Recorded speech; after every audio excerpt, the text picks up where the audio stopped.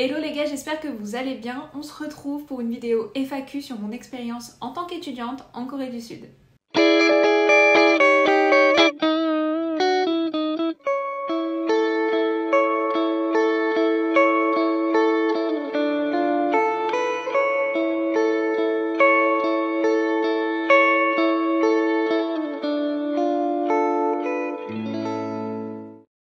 Vous avez été nombreux à me poser des questions sur Instagram en story où je vous avais mis un petit sticker pour que vous me posiez toutes les questions que vous voulez, soit sur l'école, soit sur les cours, soit sur mon expérience personnelle, etc.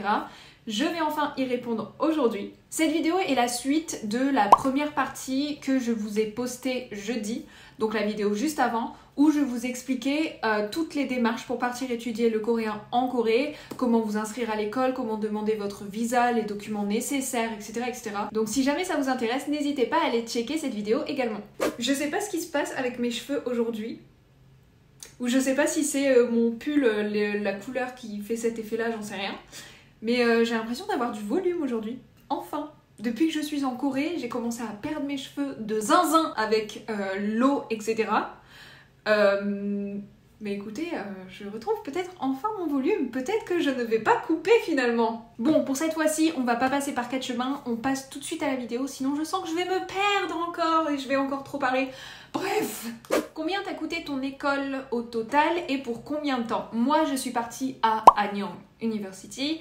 J'ai payé 2600 € pour 6 mois. À savoir qu'en général, dans les universités, pour un cursus pour apprendre le coréen, c'est pratiquement tout le temps le même prix. Donc en général, c'est 1300 € pour 3 mois. Si vous restez 6 mois, ce sera 2006. 9 mois, ce sera 3009, etc., etc.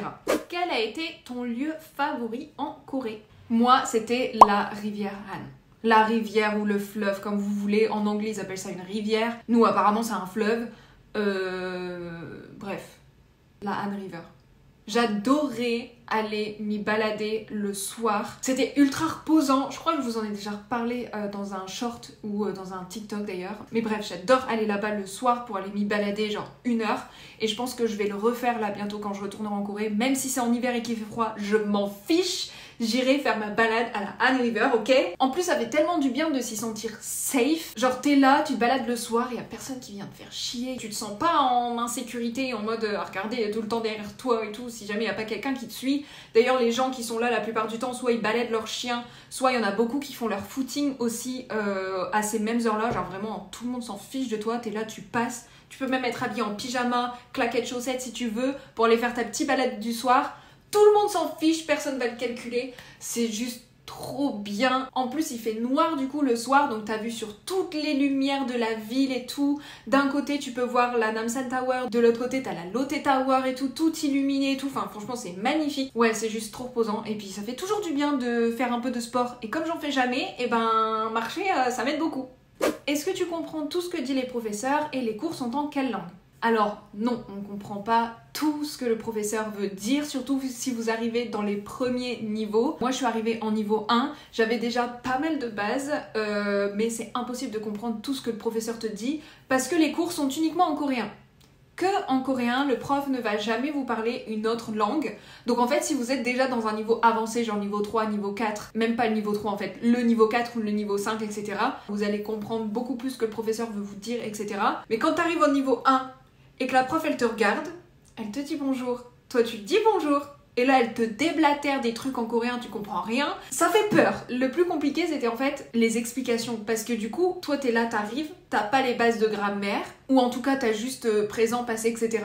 Mais il y a tellement de trucs en coréen, la grammaire c'est horrible. Et le truc c'est que même pour t'expliquer les points de grammaire et tout, bah elle utilise que du coréen. Donc en fait, il y a des trucs de grammaire, toi t'étais là, t'étais obligé de réfléchir, t'étais obligé de te dire ok, je vais aller checker sur Google ce que c'est exactement parce que j'ai rien compris. Tu sais, en voyant la structure de la phrase et en voyant les exemples avec plusieurs verbes différents, comment l'utiliser, comment conjuguer le truc, sauf qu'en fait tu sais pas à quoi ça sert, tu sais pas ce que ça veut dire, donc ça sert à rien. Papago devient votre meilleur ami quand vous êtes étudiant en Corée, du moins dans les tout premiers niveaux. Papago et les sites internet genre Topic, etc. qui vous expliquent soit en anglais soit en français, les grammaires aussi. Ça vous allez en avoir besoin.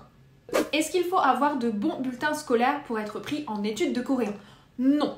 On va pas se mytho, à partir du moment où vous payez l'école, vous êtes pris. C'est pas des études diplômantes, vous allez pas ressortir de là avec un diplôme, vous n'êtes pas dans un cursus basique et la majorité des universités vont vous accepter juste à partir du moment où vous allez payer l'école en fait. Donc pas de panique, vous allez être accepté vous aussi. Est-ce que tu t'es senti en sécurité en Corée du Sud et est-ce plus safe que la France?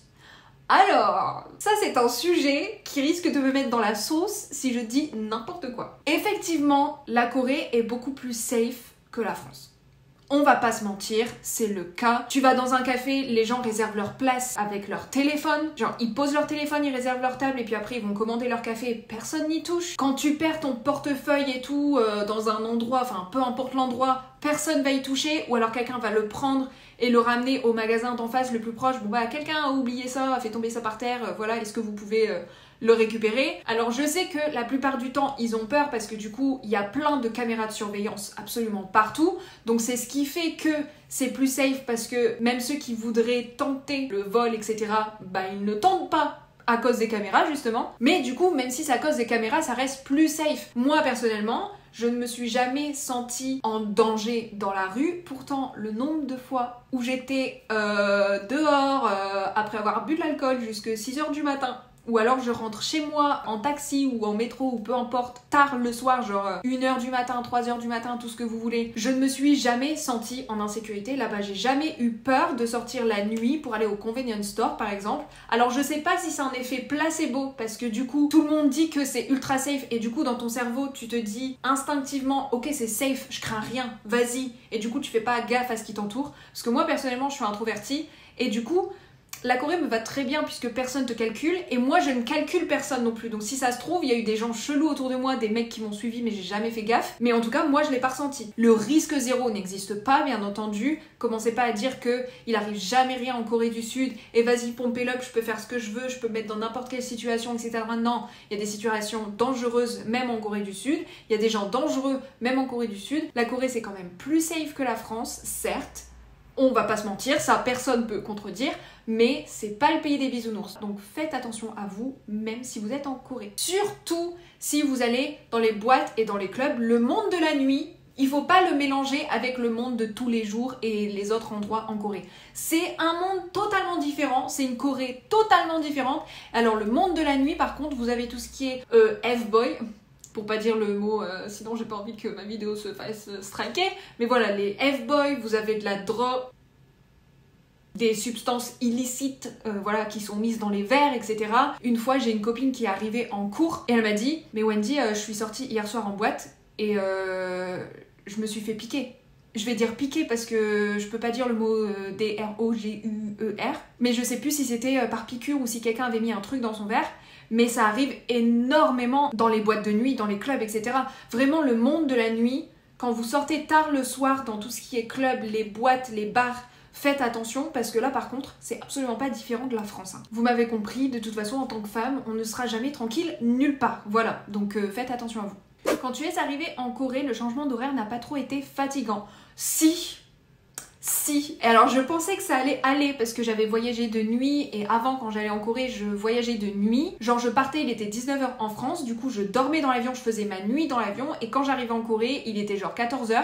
Du coup je faisais toute ma journée et j'étais pas fatiguée, je pouvais juste aller coucher le soir à 23h et j'étais pas du tout décalée, je m'endormais tout de suite etc. Je me réveillais à 8h, enfin bref. Du coup j'ai voulu faire la même chose là pour aller en Corée et alors je sais pas trop si c'était dû à l'excitation d'être toute seule en Corée pour y vivre. Je sais pas si ça a eu un impact là-dessus, mais j'ai galéré à prendre le rythme. J'ai mis 2 semaines à m'en remettre où j'allais pas coucher avant 7h du matin et pourtant je restais dans mon hôtel, dans mon lit, toutes les lumières éteintes à essayer de dormir. Mais c'était juste impossible. Du coup, tous les jours, je me retrouvais à me lever, m'habiller pour aller au convenience store pour m'acheter des trucs à manger parce que le seul truc que je pouvais faire la nuit, c'était manger parce que j'avais juste pas envie de sortir toute seule faire la fête dehors, toute seule. Je trouve ça bizarre moi perso, déjà comme je vous l'ai dit je suis introvertie, donc même sortir dehors, faire la fête avec des amis, c'est compliqué pour moi, ça me demande un gros effort quand même, mais alors toute seule, non. Mais par contre, quand je suis revenue de Corée en France, j'ai pas du tout senti le décalage horaire, vraiment rien du tout, je me suis réadaptée ultra vite. Comment ça a été ton adaptation avec la nourriture? La nourriture, ça a été compliqué au début et pas vraiment en vrai. Le seul truc, c'est que je supportais pas du tout la nourriture épicée, pas du tout. Surtout que moi, j'ai une maladie chronique au niveau de mes intestins et dès que je mangeais de la nourriture épicée, c'était un enfer parce que du coup, j'avais ultra mal au ventre, au niveau des intestins, dans le bas-ventre. Enfin, ça me rendait vraiment malade, je me sentais vraiment pas bien. Donc au début, ça a été un peu compliqué. En Corée, je mangeais un peu toujours la même chose parce que du coup, la plupart du temps, ils mettent des épices partout. Alors c'est possible, hein. Ceux qui vous disent bon bah voilà, si tu manges pas épicé, tu vas pas pouvoir manger en Corée. Non, il y a plein de Coréens qui mangent pas épicé non plus, qui supportent pas ça non plus. Il y a même plusieurs Coréens qui n'aiment pas le kimchi. Et oui, ça existe, comme des Français n'aiment pas le fromage. Et c'est seulement petit à petit que j'ai su intégrer la nourriture épicée dans mon alimentation. Et là maintenant ça va beaucoup mieux. Avant, je mettais une seule petite goutte de sauce piment dans mes ramen buldak. Vous voyez celle-là là? Moi j'adore les roses. Quand je les faisais, je mettais juste une toute petite goutte de la sauce de piment. Et ben maintenant, je mets un peu plus de la moitié du sachet. Voilà, c'est une petite fierté que je voulais vous partager. Par contre, le fait d'avoir arrêté de manger plein de fromage et plein de gluten, genre plein de pain, de pâtes, etc. Quand j'étais en Corée, j'en ai mangé et tout, des pâtes. Mais le truc c'est que j'en mangeais très rarement. Beaucoup moins en tout cas. Pendant 6 mois, le fromage j'en mangeais presque plus du tout, voire même plus du tout. En fait, le seul fromage que j'utilisais c'était du faux fromage là, dégueu, du faux fromage en plastique, juste pour mettre dans mes ramen et tout pour faire fondre. Mais du coup, voilà, tout ce qui était lactose, gluten et tout, j'en mangeais pratiquement plus. Et du coup, en revenant en France, quand j'ai commencé à en remanger, on s'est rendu compte que j'étais devenue intolérante. Super! Et alors je suis pas la seule parce que j'ai une copine en juin, je crois, ou en juillet, qui s'est rendu compte qu'elle ne supportait plus le lait non plus. Voilà, c'est génial. Est-ce possible de faire un double cursus en coréen, genre apprendre le coréen et étudier la médecine en même temps? Honnêtement, je vais pas trop pouvoir vous renseigner là-dessus. Très honnêtement, je ne pense pas. Parce que pour entrer dans des cursus en Corée, genre pour faire une licence, un master, etc., enfin vraiment faire de vraies études dans une fac ou dans une école en Corée, ils demandent en général au minimum le niveau 4 en coréen. Donc si vous n'avez pas le niveau 4 en coréen, donc c'est l'équivalent d'un niveau B2 chez nous, souvent vous ne pourrez pas commencer à étudier en Corée du Sud. Et à moins de commencer un cursus en France, de faire vos 2 premières années de licence ici, puis de demander de faire un échange universitaire en Corée pour votre 3e année de licence, là oui ce sera possible parce que du coup vous serez en échange universitaire. Vous ne serez pas étudiant directement de cette école-là. Donc là oui ce sera possible, vos cours seront en anglais par contre je crois, et là vous aurez des cours de coréen en plus sur le côté. Par contre après si... tu me disais exemple médecine parce que toi c'est ce que tu veux faire. Je sais pas si en médecine vous pouvez faire des échanges universitaires. De toute façon, le meilleur moyen de savoir c'est vous-même de demander à vos écoles directement, comme ça au moins vous êtes sûr. Est-ce que la vie est chère en Corée du Sud? Alors, ça va dépendre de quoi vous parlez. En général, je trouve que la vie est moins chère qu'en France. En Corée, c'est en train d'augmenter aussi, mais ça reste toujours moins cher qu'ici. Et moi, j'ai vraiment vu la différence quand je suis revenue. Eh, ça coûte cher de vivre ici, hein. Mais un truc de ouf. Déjà parlons des loyers, les loyers sont tellement moins chers qu'ici. Là, mon appartement, je paye presque 700 € par mois, alors que je suis à Lille, et pas du tout dans le centre de Lille, hein. Je suis dans une ville à côté de Lille. Mon appartement à Séoul, donc dans la capitale, je le payais 350 € par mois. Donc oui, c'était pas un appartement, c'était un studio, mais quand même, j'étais dans la capitale. Aller me trouver un studio à 350 € dans Paris, jamais de la vie. Et j'étais pas dans la banlieue, hein, j'étais dans Séoul. Jamais de la vie vous trouverez ça en France. Le seul truc à la limite qui est en général plus cher qu'en France, c'est la caution quand vous allez demander un appartement. Là, la caution peut vite monter à des 10 000 € et tout pour une caution. Vous pouvez trouver largement des appartements avec une caution bien moins chère que 10 000 €. Moi, ma caution était à 650. Voilà. Pareil pour les fruits et les légumes, j'avais tendance à dire que ça coûtait ultra cher en allant en Corée, parce que c'est vrai, tous les fruits et les légumes sont chers quand tu vas en Corée, mais encore une fois, ça dépend où tu les achètes. Moi j'allais que dans les supermarchés, et dans les supermarchés ça coûte la peau des fesses. Il faut absolument aller chez le primeur, ça coûte tellement moins cher, parfois ça coûte genre 2 voire 3 fois moins cher que dans les supermarchés. En plus c'est des fruits de saison et tout, enfin c'est trop bon. Et 2, quand je suis revenue en France, mon avis a tout de suite changé. Parce que maintenant, les prix que vous avez actuellement en France pour les fruits et les légumes, c'est la même chose que ce que vous trouvez en Corée, voire parfois un peu plus cher que ce qu'on a en Corée. Et j'hallucine. Franchement, quand je suis revenue en France, j'ai vu le prix des fruits, mais j'ai halluciné quoi. Tout est devenu beaucoup trop cher. Au final, on a tendance à dire que oui, c'est cher et tout de faire ses courses en Corée. Donc oui, c'est cher, c'est sûr, parce que c'est cher aussi en France, mais au final, le prix c'est le même. Maintenant, depuis que tout a augmenté en France, les prix ont explosé partout. Maintenant, les prix pour faire les courses, c'est les mêmes qu'en Corée. Donc en vrai, le seul truc qui peut poser problème dans un budget si vous allez en Corée, ce sera pour la caution du logement. Maintenant, on va dire que faire ses courses en Corée comparé à faire ses courses en France, ça pose plus vraiment un problème quoi, c'est kiff-kiff. Tu es de quelle origine? Je suis française. Tout simplement. Faut-il une carte SIM coréenne là-bas? En fait, ça dépend. Si vous êtes là-bas en tant que touriste, non, vous n'allez pas en avoir besoin. Alors que quand vous êtes sur place plusieurs mois, là oui, c'est vraiment indispensable d'avoir un numéro de téléphone pour votre compte bancaire. Vous allez le donner à l'université si jamais vous êtes à l'université. Quand vous allez chercher un logement, si vous allez signer avec un propriétaire ou quoi que ce soit, souvent ils vont vous demander votre numéro de téléphone pour pouvoir vous contacter si jamais il y a un problème, etc. Moi, j'avais ma propriétaire qui avait une manie. Elle savait que je parlais pas coréen, mais alors tous les jours, elle me téléphonait pour quelque chose. Et puis même pour commander, que ce soit commander un taxi ou commander des trucs sur Coupang et tout, sur internet en général, il va vous falloir un numéro de téléphone. Donc si vous vivez sur place, moi je vous conseille d'avoir une carte SIM coréenne. Est-ce que l'on peut travailler en même temps et quel budget faut-il prévoir? Non, vous ne pouvez pas travailler. Enfin, que sous certaines conditions. Déjà, vous ne pourrez pas travailler avant les premiers 6 mois de votre visa. Ça veut dire que le temps que vous n'avez pas fait au moins 6 mois de votre visa, vous ne pourrez pas demander de travail, c'est illégal. Tous ceux que vous voyez travailler les 6 premiers mois de leur visa, genre dès qu'ils arrivent en Corée, c'est illégal, ils n'ont pas le droit. Et même si par exemple vous aviez un PVT avant et que vous finissez votre PVT, vous décidez de changer votre PVT pour un visa étudiant, quand bien même vous allez changer de visa, les 6 premiers mois de votre visa étudiant, vous n'aurez pas le droit de travailler. Je vous en dis un peu plus dans la vidéo, dans la première partie où j'aborde le sujet, mais tout ce qui est le monde de la nuit et tout, tous les étrangers que vous voyez travailler en club, en boîte de nuit, dans les bars, enfin dans tous les endroits où il y a de l'alcool, à moins que ce soit des gens qui ont un visa travail ou qui sont mariés avec un Coréen ou une Coréenne sur place, qui ont un visa mariage, ils n'ont pas le droit de travailler là.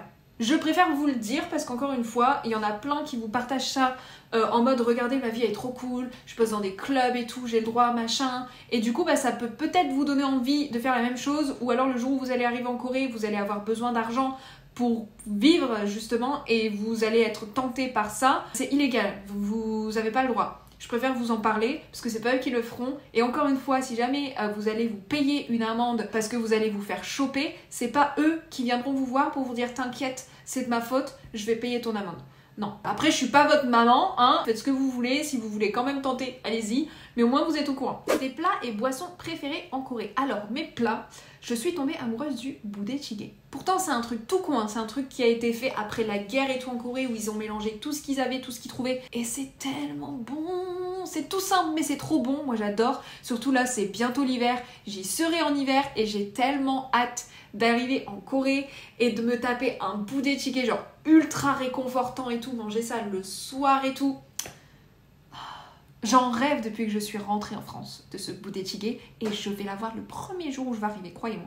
Sinon, j'aime bien aussi le bulgogi, ça change pas. Je mange pas beaucoup de viande, mais alors le bulgogi, quand c'est bien cuisiné et tout, j'adore. Tout ce qui est à base de patates douces aussi. La patate douce en Corée, c'est pas du tout la même que la patate douce en France. En Corée, elle est beaucoup plus sucrée et tout. Limite, si tu la grilles, on dirait qu'il y a du miel à l'intérieur. Donc, il n'y a pas de miel, vous m'avez compris. Je saurais pas comment expliquer, mais c'est trop bon. Donc, tout ce qui est à base de patates douces aussi, j'adore. Les pizzas patates douces. Oh, pizza fromage patate douce. Une pépite. Un truc qu'on devrait avoir en France d'ailleurs. Vraiment, quand je vais retourner en Corée, je vais me péter le bide. Je vais prendre 10 kilos, vous allez plus me reconnaître. Et quelle est ta boisson préférée? Je crois pas que j'en ai. Moi, je tourne au café de toute façon. Si, il y avait un café que j'adorais quand j'étais en Corée. Apparemment, ils le font plus, je suis dégoûtée. Mais c'est pas grave, j'essaierai de le trouver dans un autre café parce que je sais que je vais forcément le retrouver. C'était un café latte à la noix de coco. Où est-ce que tu achètes généralement tes fringues? Alors, quand j'étais en Corée, j'achetais mes fringues un peu partout. Quand je passais ou je faisais du shopping, je voyais un truc qui me plaisait, je le prenais. S'il y a le magasin TUI, ce magasin-là, vous le trouvez dans les centres commerciaux et tout. Moi, mon centre commercial préféré, c'est celui de Jamtil. J'adore aller là-bas, j'adore les magasins qu'ils y proposent et tout. Et il y a le magasin TUI. Mais sinon, moi, j'aime beaucoup acheter mes vêtements sur l'application Codybook, que je vous mettrai juste là. C'est ultra safe et c'est plein de marques coréennes différentes. Vous n'avez pas de frais de douane sur Codybook parce qu'ils vous font payer la TVA. Donc ça c'est cool parce que sur tous les autres sites, avant j'adorais commander sur Choo, mais comme ils ne font pas payer la TVA, bah maintenant c'est frais de douane automatique. Je suis dégoûtée, donc je commande plus dessus. Mais voilà, sinon vous avez Codybook, moi j'adore. Comment tu as choisi ton université? Parce que je sais pas du tout laquelle choisir. Moi je suis allée sur Gogohangbuk parce qu'encore une fois j'avais la flemme de tout faire toute seule et je voulais qu'on m'aide. Du coup je suis juste allée sur Gogohangbuk, j'ai regardé les universités qu'ils proposaient et j'ai pris la mieux classée dans les classements des universités en Corée et c'est retombé sur Anyang. Tu n'es qu'avec des étrangers où il y a des coréens aussi. Bah du coup c'était des cours pour apprendre le coréen. Donc non, j'avais pas de coréens dans ma classe, j'avais que des étrangers. Par contre j'avais 2 coréens américains qui étaient du coup coréens mais qui avaient toujours vécu aux États-Unis et du coup ils savaient pas parler coréen. Donc la première fois qu'on les a vus en cours et qu'ils nous ont sorti leur nom, donc nom de famille, prénom coréen, on les a tous regardés comme ça. Même la prof, elle leur a balancé un side eyes et elle leur a dit mais qu'est-ce que tu fais là? Pourquoi? Juste pourquoi? Il y en avait un, ses parents étaient coréens, nés en Corée, etc. Mais ils avaient bougé aux États-Unis quand ils étaient petits. Et il lui parlait pratiquement jamais coréen. Et par contre, il y en avait un autre qui était né en Corée mais qui avait été adopté quand il était tout petit aux États-Unis et du coup, il lui avait jamais appris le coréen, donc c'est pour ça qu'il était là. Mais c'est tout, sinon non, il n'y a pas de coréen dans nos classes. Comment ta famille et tes proches ont pris ton départ en Corée? Bon, ils s'en fichent. Ils s'en fichent, j'ai pas envie de faire ma misquine, hein. Mais c'est juste qu'on s'en fiche. Si tu veux aller à l'autre bout du monde, que t'as les moyens, que tu vas te débrouiller, bah écoute, vas-y. C'est ta life quoi, tu fais ce que tu veux, enfin ça va rien changer à nos vies. On est une famille comme ça en général, on n'est pas très proches les uns les autres. Et ça me va très bien comme ça d'ailleurs, parce que j'ai vraiment la flemme d'avoir une famille qui m'empêche d'y aller ou qui me dit non mais tu te rends compte, tu peux pas aller là-bas, tu vas être loin de nous, on va pas pouvoir te voir régulièrement, etc. etc. Franchement flemme. Genre là, comment ma famille elle fonctionne, ça me va très bien. Est-ce que ça a été difficile en tant qu'étrangère pour trouver un logement? Alors je vois pas du tout, mais pas du tout de quoi tu parles. Ils sont tous ultra tolérants, ouverts d'esprit, c'est des anges sur terre et tout, on les adore. Oui. J'ai cru que je n'allais jamais trouver de logement en Corée. J'ai cru que j'allais finir à la rue. Je me rappelle plus de toutes les anecdotes, mais je me rappelle d'une anecdote en particulier parce que j'avais déjà eu plusieurs refus juste avant et cette personne-là, c'était vraiment la dernière personne qui m'a refusé et je me suis dit mais c'est mort en fait, je vais jamais trouver de logement en Corée. En fait, c'est une dame, j'aimais beaucoup son studio etc. L'agent immobilier était au téléphone avec elle, il voulait lui téléphoner avant qu'on aille visiter l'appart pour savoir si on pouvait y aller ou pas. Il lui explique un peu mon dossier, il lui dit que je suis une femme, que je suis étudiante à Anyang University, machin machin. La femme toute contente, tu l'entends dire au téléphone oh Anyang University et blablabla parce que bah comme je vous l'ai dit juste avant, elle est bien classée au niveau des universités nationales en Corée. Du coup bah oh trop bien Anyang University et tout, une femme et tout, parfait je prends. Et là le gars, il lui ajoute par contre elle est étrangère. Et là ça l'a stoppé net. Elle a dit ah non, je refuse, je prends que des Coréens. Donc je sais même pas par rapport à quoi elle a dit ça, parce qu'en fait elle a pas demandé d'où je venais, parce que bah, à cette période-là les Français et les Américains on n'est toujours pas bien vus d'ailleurs en Corée, on va pas se mentir, hein, on a une réputation pourrie. Et puis après je me suis dit bah peut-être qu'elle a peur de la communication, mais elle a même pas demandé mon niveau de coréen, elle a même pas demandé si je parlais coréen ou quoi que ce soit. Donc vraiment j'ai pas compris. Et à ce moment-là c'est vraiment la personne où je me suis dit ah ouais, donc je vais jamais réussir à trouver d'appartement quoi. Donc au final, la personne juste après m'a accepté, elle a dit oui, sans problème, elle est française et alors je m'en fiche. Moi le temps qu'elle paie mon loyer, ça me va très bien. Mais ouais, avant cette dame-là, j'avais déjà eu plusieurs refus justement parce que j'étais étrangère alors que mon dossier leur allait très bien avant qu'ils sachent que j'étais pas coréenne quoi. Est-ce qu'il faut être bon en anglais pour entrer dans l'université? Non, pas du tout. Moi j'avais une copine japonaise que je me suis faite justement à l'université, elle était dans ma classe en niveau 1, elle parle pas du tout, mais pas du tout anglais. Quand on dit que les japonais sont nuls en anglais, c'est pas une blague. Et pourtant elle étudiait le coréen, elle a été acceptée dans la fac tout simplement parce que c'est une fac pour apprendre le coréen et qu'ils ne vont jamais utiliser l'anglais ou une autre langue avec vous. Tout ce qui leur importe c'est votre niveau de coréen en fait. Est-ce qu'avec un visa étudiant tu as pu ouvrir un compte bancaire en Corée? Oui, tu peux ouvrir un compte bancaire en Corée à partir du moment où tu as un visa. Donc peu importe le visa, tu peux ouvrir un compte bancaire. Par contre, quand on a un visa, on va devoir demander une ARC. C'est en gros comme une carte d'identité coréenne pour les étrangers. Vous devez prendre rendez-vous quand vous arrivez en Corée, c'est obligatoire et souvent vous recevez votre ARC 1 ou 2 mois après. Les 2 premiers mois où vous êtes en Corée, souvent vous n'avez pas d'ARC, donc vous pouvez pas commander sur internet, etc. C'est chiant. Et le truc c'est que même si vous ouvrez un compte bancaire, vous aurez accès à l'application. Vous aurez accès aux virements, etc. pour pouvoir payer votre loyer ou juste même faire votre shopping. Parfois, il y a certains restaurants ou même certains magasins qui acceptent de faire un virement. Mais pour avoir accès à une carte bancaire, il faudra absolument que vous attendiez d'avoir une ARC. Donc vous pouvez toujours ouvrir votre compte bancaire. Vous aurez accès qu'à l'application et qu'au virement. Et dès que vous allez recevoir votre ARC, vous retournez dans la banque et puis vous dites bon bah voilà, j'ai reçu mon ARC. Est-ce que c'est possible du coup d'avoir une carte bancaire? Ils vont vous la faire tout de suite et vous allez ressortir avec. Pour se sentir un peu moins seul, peut-on facilement trouver des étudiants français dans l'école? C'est blindé de français. Surtout les 2 premiers niveaux. Après, souvent, au-dessus, genre niveau 3, 4, 5, il commence à y avoir beaucoup moins de Français, d'Européens, d'Américains, etc. Et souvent, il y a que des Japonais, des Chinois, parce qu'ils sont tellement à fond dans le truc, ils sont ultra bons en coréen. Et je pense que c'est surtout parce que la structure des phrases, la grammaire, etc., elle se ressemble beaucoup. Le japonais et le coréen sont basés sur le chinois de base, donc c'est beaucoup plus facile pour eux d'apprendre le coréen. Donc quand vous allez dans les niveaux un peu plus supérieurs, souvent il y a pas énormément de français, hein, il y en a très peu. Mais sinon, oui, les 2 premiers niveaux, c'est blindé en français. Vous allez pas être dépaysé. Hein. On entendait parler français partout. Qu'est-ce qui a été le plus compliqué pour toi?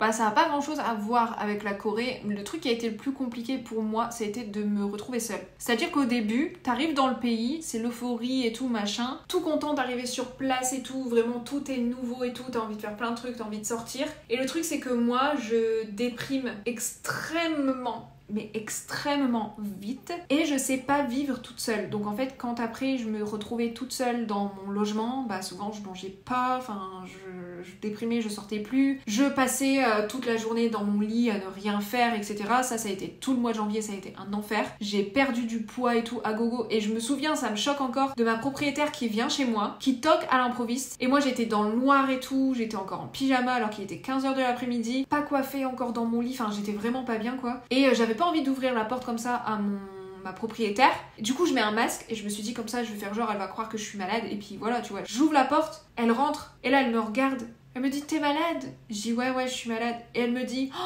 oh là là mais t'as perdu du poids, mais qu'est-ce que t'es encore plus jolie qu'avant. Et moi j'étais en mode ouais ça fait 1 semaine que je me suis pas nourrie, mais merci.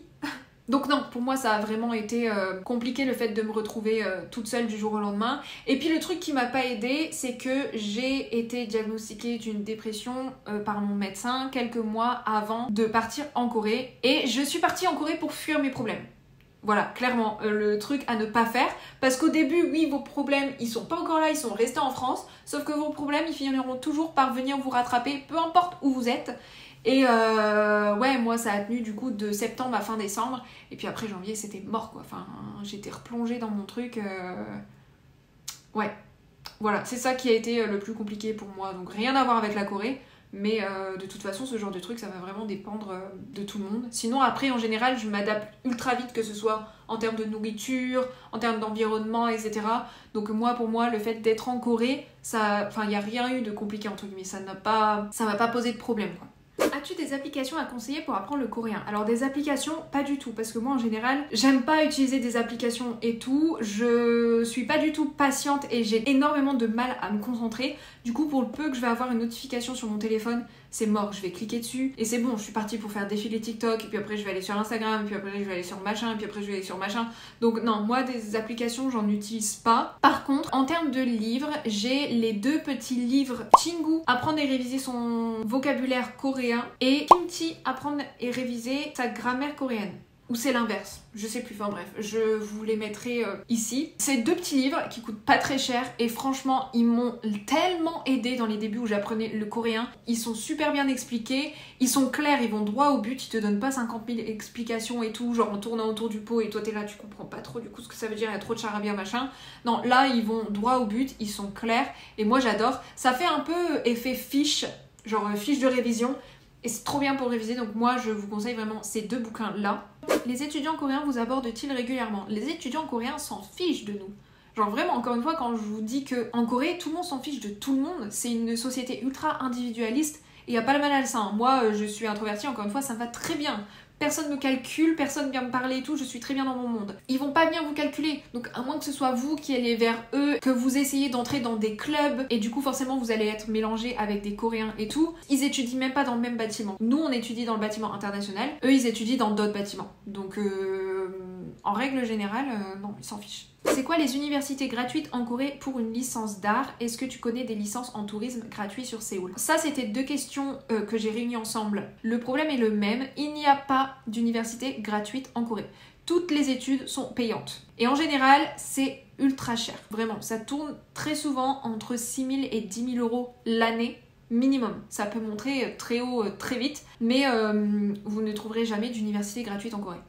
Es-tu déjà allé au cinéma en Corée et si oui, quel est le prix d'une séance? Alors oui, je suis déjà allée au cinéma plusieurs fois en Corée. J'adore ça d'ailleurs parce que leur cinéma, c'est un autre niveau. Ils ont des choix de popcorn les gars, sucré-salé, comme nous. Mais en plus, ils ont oignons, genre vous savez un peu les chips creamy onion, ça a à peu près le même goût. Ils ont kimchi, ils ont fromage, ils ont chocolat, ils ont fraises et tout. Enfin, ils ont plein de trucs différents. Moi, je suis allée dans un méga box où ils avaient une quinzaine de goûts de popcorn. Où est-ce que tu trouves ça ici? Et ils ont des cinémas et tout trop bien que je veux absolument tester la prochaine fois et je suis sûre que je vais le tester la prochaine fois. C'est un cinéma avec des lits à la place des sièges. Moi ça, je veux absolument le tester. Genre t'es là, t'es dans ton lit, il te rapporte un petit plaid, il te rapporte un petit plaid. J'adore le cinéma en Corée, je kiffe. Les Coréens préfèrent regarder les films en version originale. Donc à chaque fois que vous allez aller dans un cinéma, souvent ce sera en version originale. Donc si c'est un Disney, il sera en anglais. Si c'est un film coréen, bon bah il sera en coréen. Si c'est un film français, il sera en français. Donc ça c'est cool. Du coup, tous les films que j'ai vus quand j'étais en Corée, c'était en anglais. Pour le prix de la place, je sais plus trop combien ça coûte, mais en général ça coûte moins cher quand même qu'une place de cinéma en France. Il me semble que ça coûte 8 euros, un truc comme ça. Ça doit pas être plus de 10 euros la place, ça c'est sûr et certain. Sauf si après vous allez voir un film en 3D ou si vous allez dans un cinéma spécial avec des lits, etc. Là ça va coûter plus cher.